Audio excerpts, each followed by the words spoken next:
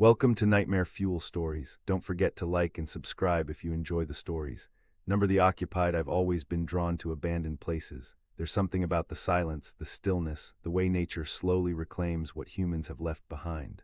For 5 years, I've documented these forgotten spaces, old factories with machinery frozen in time, hospitals with wheelchairs still parked in hallways, schools with lessons still written on chalkboards. My YouTube channel, The Forgotten Spaces, has a modest following of urban exploration enthusiasts who share my fascination with these modern ruins. But what I found 3 weeks ago changed everything. I still don't know if I should be sharing this, but I need someone to know what happened. Maybe someone out there has answers. Maybe someone will believe me. It started with a tip from one of my subscribers about an abandoned apartment complex on the outskirts of Millfield. The message was brief: Rosewood Heights, condemned 2008, still fully furnished, no security, worth checking out. Millfield wasn't far from me, just a 2-hour drive north. The town had once thrived on manufacturing, but had been slowly dying since the factories closed in the 90s. I'd explored there before, documenting an old paper mill and a shuttered elementary school. Both videos had done well, so I figured this apartment complex might make for good content. I arrived in Millfield just after noon on a Tuesday. The sky was overcast, threatening rain, perfect lighting for capturing the melancholy of abandoned spaces. Following my GPS, I drove through increasingly dilapidated neighborhoods until I reached Rosewood Heights. The complex stood 6 stories tall, a brutalist concrete structure that must have looked outdated even when it was new. Nature had begun its slow assault. Vines crawled up the exterior walls and saplings pushed through cracks in the parking lot. A chain-link fence surrounded the property, but it had collapsed in several places, making entry trivial. A large sign declared the building condemned by order of the city, warning trespassers to keep out. I parked my car a block away, standard procedure to avoid unwanted attention, and gathered my equipment. Camera, extra batteries, flashlights, dust mask, and a small crowbar for stuck doors. After a quick check of the area to ensure no one was watching, I slipped through a gap in the fence and approached the building. The main entrance was boarded up, but I found a service door around back with a broken padlock. Inside, I was greeted by the familiar smell of abandonment, dust, mold, and decay. The lobby was littered with fallen ceiling tiles and old mail scattered across the floor.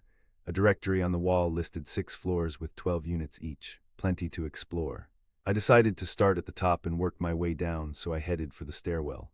The elevator, of course, was long dead. As I climbed, I recorded my standard introduction for the video.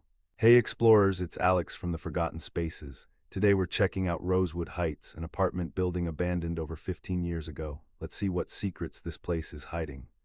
The stairwell was surprisingly intact, with only minimal graffiti, a good sign that not many people had been here before me. I reached the 6th floor and pushed open the heavy fire door. The hallway stretched before me, doors lining both sides. Most stood partially open, inviting exploration. The carpet was stained and moldy, and water damage had caused parts of the ceiling to collapse. Standard decay for a building left to the elements for over a decade. I entered the first apartment, Unit 601. As promised, it was fully furnished, as if the occupants had simply vanished one day. A layer of dust covered everything: a couch, coffee table, TV stand with an ancient tube television. Family photos still hung on the walls, their subjects' faces obscured by dust and mold. In the kitchen, dishes sat in the sink. The refrigerator, when I opened it, was empty but stained with black mold. It's always eerie seeing places like this, I narrated for the camera. You have to wonder why people left so much behind. Was the evacuation sudden? Did they plan to come back? I continued through the apartment, documenting each room. The bedroom contained a made bed, dresser, and nightstand with a book still open, its pages warped from humidity. The bathroom medicine cabinet revealed expired prescriptions and half-used toiletries. The next few apartments told similar stories: lives interrupted, possessions abandoned. Some units showed signs of squatters, makeshift bedding, empty food containers, candle stubs, nothing unusual for an abandoned building. It was in Unit 604 that I first noticed something odd. The apartment was cleaner than the others, with significantly less dust. A coffee mug on the kitchen counter appeared to have a dried brown ring inside, relatively recent. In the living room, the cushions on the couch showed indentations, as if someone had been sitting there not long ago. Looks like this place might have had some recent visitors, I said to the camera, panning across the room. Probably homeless looking for shelter, or maybe other explorers. I moved to the bedroom and froze. The bed was unmade, but the sheets looked clean.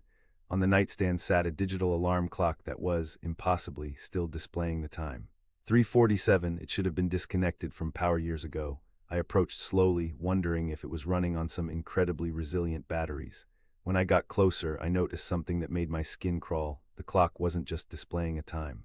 The seconds were counting up: 347 and 23 seconds, 347 and 24 seconds, 347 and 25 seconds. That's not right, I muttered, forgetting to narrate properly. I unplugged the clock from the wall, but the display continued counting. I turned it over, looking for a battery compartment, but found none. A noise from somewhere else in the apartment made me jump, a soft thud, like something being set down. I stood perfectly still, listening. Another sound followed, the unmistakable creak of weight on floorboards. "Hello," I called out, my voice barely above a whisper. "I'm just filming, I'm not here to cause trouble." No response.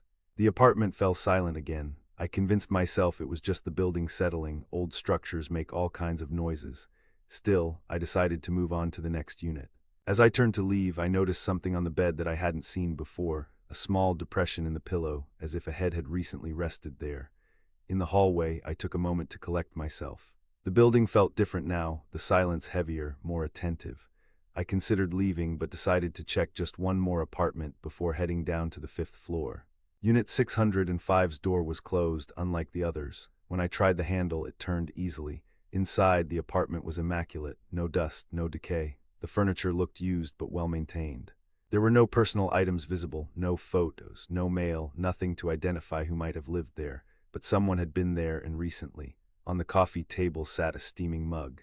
I stared at it, unable to process what I was seeing. Steam was rising from the dark liquid inside. Someone had just made that coffee and left it there. "Hello," I called out, louder this time. "I'm sorry for intruding." I thought this place was abandoned. Again, silence was the only response. I backed toward the door, my heart racing. As I reached the threshold, I heard a toilet flush from behind the bathroom door. I ran out of the apartment, down the hallway, toward the stairwell. I yanked open the fire door and practically fell down the first flight of stairs before catching myself on the railing. I paused, listening for footsteps following me, but heard nothing. After a few deep breaths, I tried to rationalize what had happened. The most logical explanation was that someone was living in the building, a squatter who had managed to hook up running water and electricity to that unit. I'd accidentally intruded on their home, and they were hiding from me. It was unusual but not supernatural. I decided to continue my exploration but stick to the lower floors. I'd avoid any apartments that showed signs of current occupation. The 5th floor was similar to the 6th, abandoned apartments in various states of decay. I documented them without incident, though I couldn't shake the feeling of being watched. Occasionally, I'd hear sounds from elsewhere in the building, footsteps overhead, doors closing, even what sounded like muffled conversation. By the time I reached the 4th floor, my nerves had settled somewhat. The apartments here were in worse condition, with more extensive water damage and collapsed ceilings, less likely to house squatters. I explored several units, finding nothing out of the ordinary. Then I entered Unit 403. The layout was the same as the others, but something felt immediately wrong. The air was heavier, colder. The hair on my arm stood on end as I moved through the living room, which contained only a single wooden chair facing the wall. "This is a bit different from the other units," I narrated, trying to keep my voice steady. "Much less furniture, and what's here is oddly arranged." In the kitchen, I found cabinets full of canned food, all with expiration dates from the current year. The refrigerator hummed softly. It was running, but when I opened it, I found it empty and spotlessly clean. The bedroom contained a perfectly made bed with hospital corners on the sheets. No other furniture, no decorations on the walls.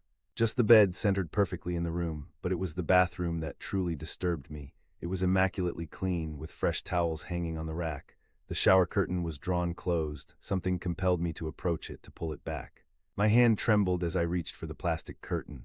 Behind it, the bathtub was filled with water, clear, clean water that looked freshly drawn. Floating on the surface was a single rubber duck, yellow and cheerful, facing the wall.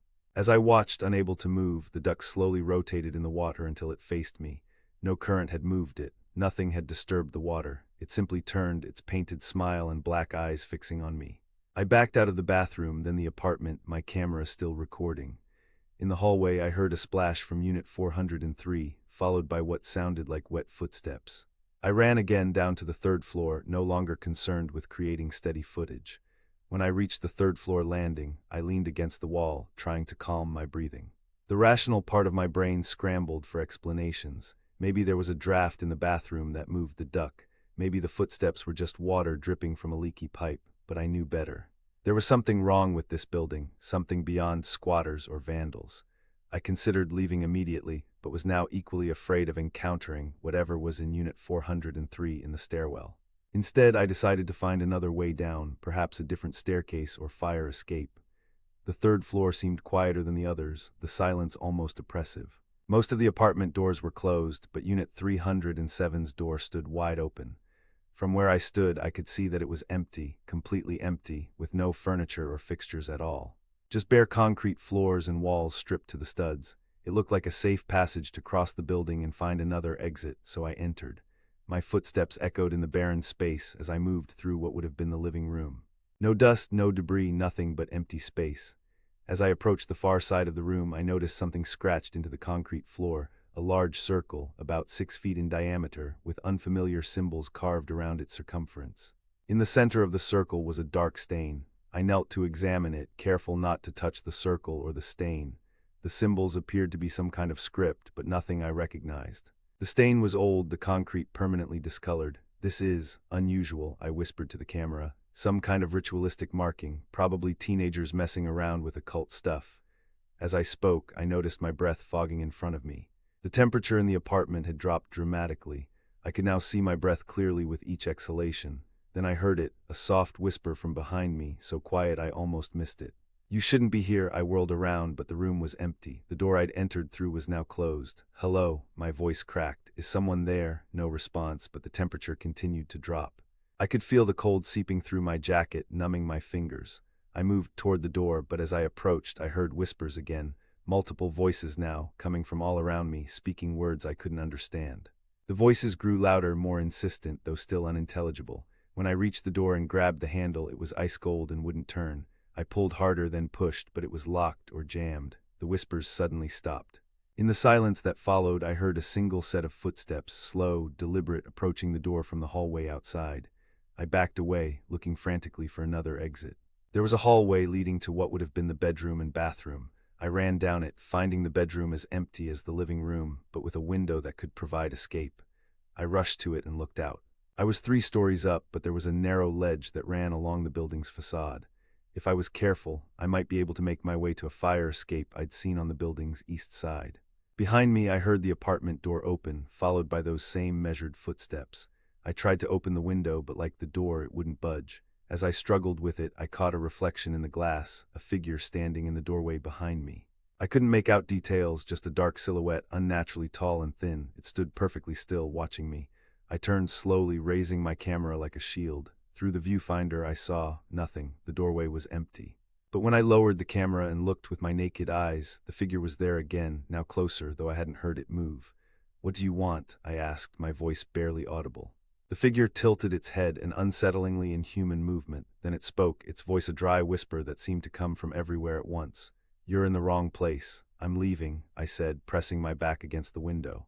"I didn't mean to intrude. Too late for that," the voice whispered. "You've been seen." The figure took another step forward, and I caught a glimpse of its face, or rather, the absence of one. Where features should have been, there was only shadow, deeper than darkness.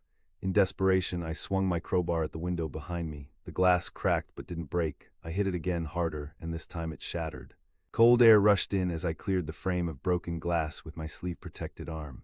The figure lunged forward with impossible speed.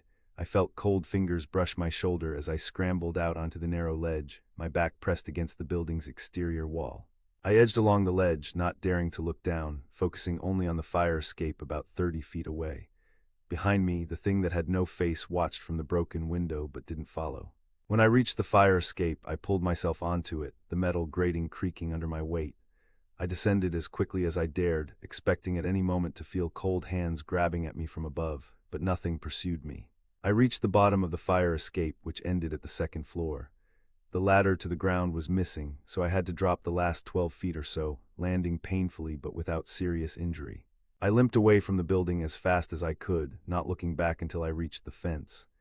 As I squeezed through the same gap I'd used to enter, I finally turned to look at Rosewood Heights. In a 6th-floor window, Unit 605, if I had my bearings right, a figure stood watching me. It looked like an ordinary person from that distance, just a silhouette behind glass. As I watched, it raised its hand in what might have been a wave or a warning. Then, one by one, lights began to turn on throughout the building. dozens of windows illuminating despite the fact that the building had supposedly been without power for 15 years.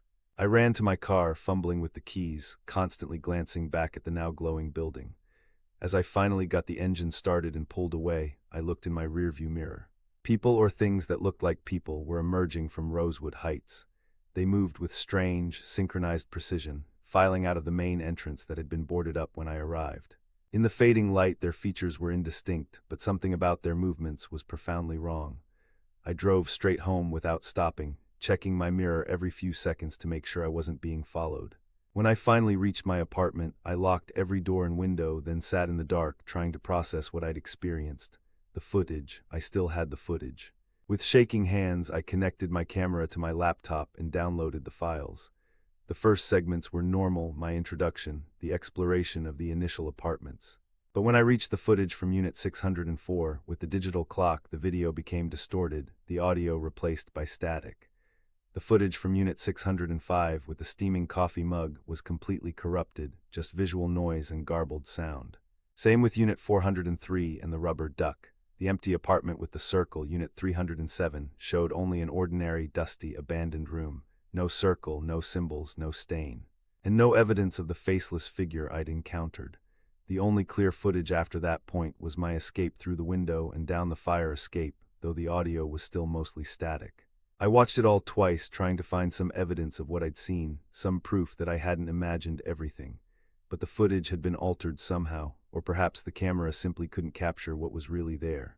That was 3 weeks ago. I haven't posted any of the footage. I haven't gone on any more explorations. I've barely left my apartment because they found me. It started with noises in my walls, scratching, whispering.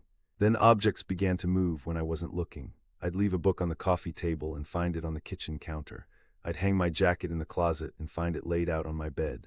2 days ago, I came home to find my television on, showing static. Written in the dust on the screen were the words, "You've been seen." Last night, I woke at exactly 3:47 a.m. to find someone sitting at the foot of my bed, a dark silhouette with no face. When I screamed and turned on the light, it was gone. But on my pillow was a small yellow rubber duck. I'm leaving town tonight. I don't know where I'm going, just away from here, away from Millfield, away from Rosewood Heights. I've packed only what I can carry, and I've booked a flight under a different name. Before I go, I wanted to share this story, this warning. Some places that appear abandoned aren't empty at all. Some are occupied by things that don't want to be seen, that don't want to be known, and once they've seen you, they don't forget. If you're an urban explorer and you find signs that an abandoned building might have current occupants, fresh items, running electricity, clean spaces among the decay, don't investigate further. Don't try to make contact, just leave quickly and quietly. Because I don't think these things are squatters or caretakers or even ghosts. I think they're something else entirely, something that only looks human from a distance. Something that's been watching us from the empty spaces we've forgotten, and now they're watching me. Even as I write this, I can feel eyes on me from the dark corner of my room. I can hear breathing that isn't mine. I just hope that wherever I go next, they don't follow, but part of me knows better, because the truth is I don't think I ever left Rosewood Heights, not really. The more I think about it, the more I realize my apartment has the exact same layout as Unit 307, the one with the circle, the one where I met the faceless thing. And just now I noticed something I hadn't seen before, a fine line etched into my floor, curving in a perfect arc. Part of a circle, perhaps, one that's been there all along, waiting for me to complete it. I hear knocking at my door. 3 soft taps, then silence. It's 3:47 p.m. I think they're here to take me home.